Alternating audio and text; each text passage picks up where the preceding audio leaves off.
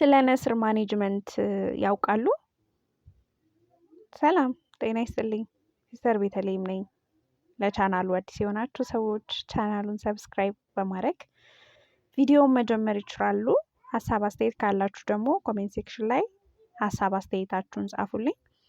ቪዲዮ ከተመቻችሁ ደግሞ ላይክ ሼር ማድረግ እንዳትረሱ ማለት ነው። ዛሬ ይዤላችሁ የመጣሁት ስለ ነስር ወይም ደግሞ የአፍንጫ መድማት ስለምንለው ነው ነገር ነው የምነግራችሁ ማለት ነው። እንዴት ነው የሚከሰተው ስንል ድርቀት ሊኖር ይችላል።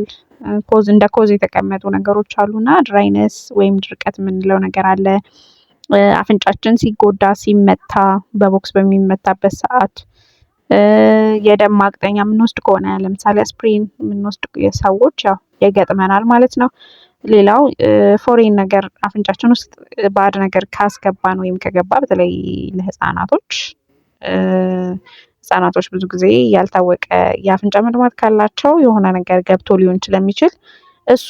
ሁለተኛ ነገር ደግሞ አለርጂ ካላቸው፣ ኢንፌክሽን፣ ከፍተኛ የደም ግፊት እና የደም መርጋት ችግር ካለባቸው፣ እንደገና ደግሞ ኮኬን የሚጠቀም ሰው እነዚህን የአፍንጫ መድማት የምንለውም ወይም ደግሞ ኤፒስታክሲስ የምንለው ነገር ሊያመጣ ይችላል ማለት ነው። ምልክቶቹ ምንድን ናቸው? ያው ኦብቪየስሊ በአፍንጫ በኩል ደም መፍሰስ ነው።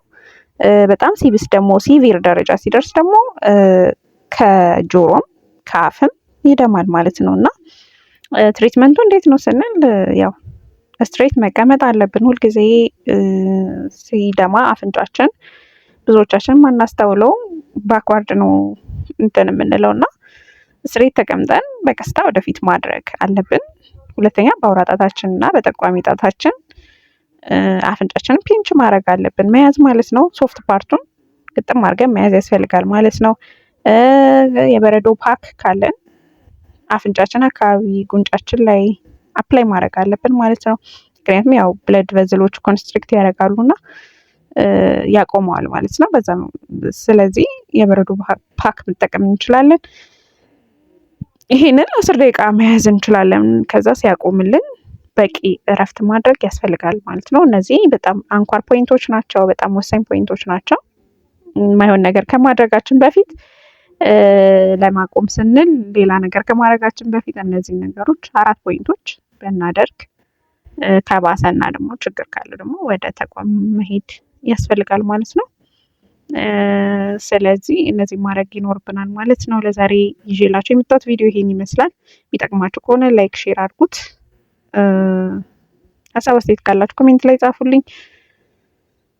በሌላ ቪዲዮ እስከምንገናኝ ድረስ ቸር ሰንብቱ።